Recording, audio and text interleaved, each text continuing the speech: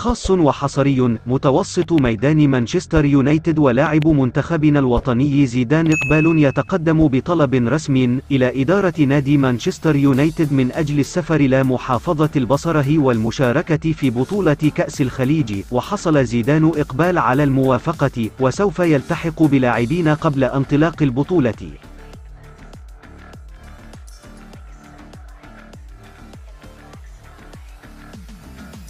اتحاد الكرة يجتمع لمناقشة آخر استعدادات تنظيم خليجي 25 في البصرة. اجتمعت اليوم الأحد اللجنة التنظيمية لخليجي 25 برئاسة مدير البطولة النائب الأول لرئيس الاتحاد علي جبار، ونائب رئيس اللجنة محمد ناصر، وأعضاء الاتحاد غانم عريبي، وكوفند عبد الخالق، وأحمد الموسوي، ورحيم لفته، وخلف جلال، والمدير التنفيذي للبطولة الأمين العام للاتحاد محمد فرحان. وعبر المنصة الإلكترونية مدير تنمية الأقاليم والمحافظات في وزارة الشباب والرياضة طالب الموسوي، فضلا عن مدير ملعبي البصرة والميناء، ومعاون مدير العلاقات في الوزارة فاضل ثامر. وتناول الاجتماع مناقشة آخر الاستعدادات في تنظيم خليجي 25 في البصرة التي تنطلق في 6 يناير 2023، وكذلك عمل اللجان في البطولة.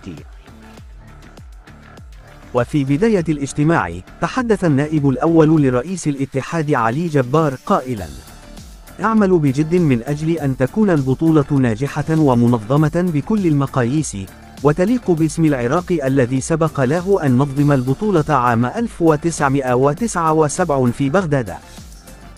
وأضاف: نرحب بالأشقاء في بصرة الخير والكرم، وبطولة الخليج لها ميزة تختلف عن أي بطولة أخرى، ونتطلع بثقة للنجاح وإظهارها بالمظهر اللائق والحسن، وثقتنا عالية بملاكاتنا. بينما أوضح المدير التنفيذي للبطولة محمد فرحان: علينا العمل بطريقة مختلفة مع التنسيق العالي بين جميع اللجان العاملة في البطولة، وذلك بتهيئة كل مستلزمات النجاح لمفاصل البطولة من الإقامة والضيافة والملاعب والاستقبال وحضور الجمهور.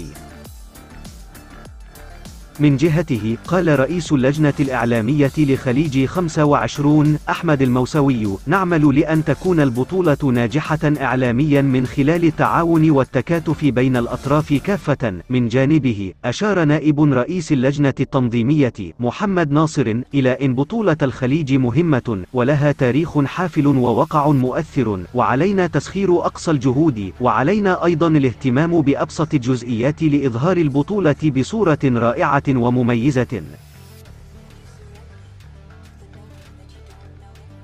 مدرب منتخبنا الوطني خيسوس كاساس يسعى جاهدا إلى لم شمل اللاعبين في أقرب وقت، وخصوصا المحترفين في الدوريات الأوروبية. وكذلك أكد كاساس على اللاعبين المغتربين، وقال أيضا أن بحاجة ماسة لهم، لذا اطلب من الاتحاد العراقي التحرك والسعي جاهدين قبل نفاذ الوقت.